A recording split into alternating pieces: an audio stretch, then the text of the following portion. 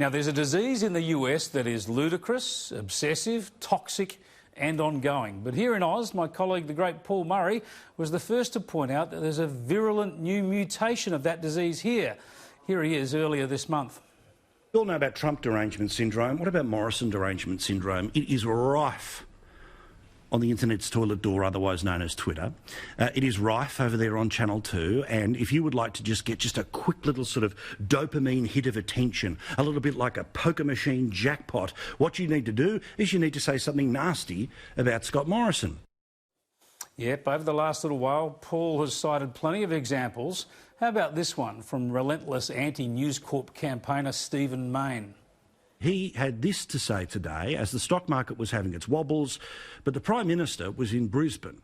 The Prime Minister was in Brisbane today for the funeral of those 3 kids who had been murdered and their mother.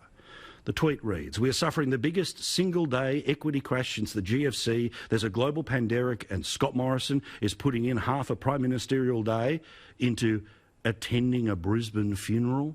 Strange call, even if you want to show you're serious about tackling family violence." That's exactly where the Prime Minister should have been today. Well said, Paul. This is the sort of rank stuff we see when it comes to Morrison Derangement Syndrome. But on that day, even former Democrats and Labor politicians Cheryl Kernot joined in, attacking the colour of the Prime Minister's tie, calling it disgusting, even though pink was, of course, the choice recommended to mourners by the family. Now, as we battle the COVID-19 pandemic, it gives the haters another topic to use for political abuse against Morrison, just like the bushfires or his faith. ABC radio host Philip Adams tweeted virus test positives to Scott Morrison. And as I mentioned earlier, the haters went off about the prospect of ScoMo going to the footy on the weekend. ABC favourite George Megalogenis said the ban the PM didn't think was necessary this morning kicks in on Monday, which means he can still go to Saturday's game. Nice to have that sort of power, I suppose. Really? He suggests a crucial national life and death decision was made around a footy choice? Channel 10's Peter Van Onselen went with the same line. From Monday, oh my God, what, so he can attend this football match this weekend? Just unbelievable. Unbelievable, all right.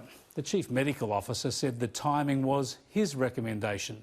Here's Van Onselen 2 days later. OK, so he just wants to get a chance to go to the footy, and his message to people ahead of the weekend is that. I find that irresponsible. I'm sorry. This was just because he personally wanted to cheer on the Sharkies. Well, no, he just said he would like to get to the footy. Yeah, it might be his last chance. Is that the motive for the decision to delay the ban? I don't know what his motive for the decision was. 60 Minutes reporter Tom Steinfort tweeted, "My house is on fire. I'm going to put it out Monday. Got a few things on this weekend." Former Insiders host Barry Cassidy tweeted, "So the PM is going to the football in the meantime? What an example to set for the nation. Safe now, dangerous Monday. Bizarre." Honestly, how tedious could all this stuff get? Is this an adult response? At least one prominent Morrison hater showed a sense of humour. Guardian columnist Van Badham tweeted that after Peter Dutton's infection that the whole Australian executive branch is exposed to coronavirus. They should begin quarantine so as not to risk danger to others. Christmas Island is a purpose-built isolation facility. Nasty, but reasonably funny. Badham says there was no joke, though. Come on, the haters finally crack a reasonable joke, then insist it's serious? Don't you just hate that?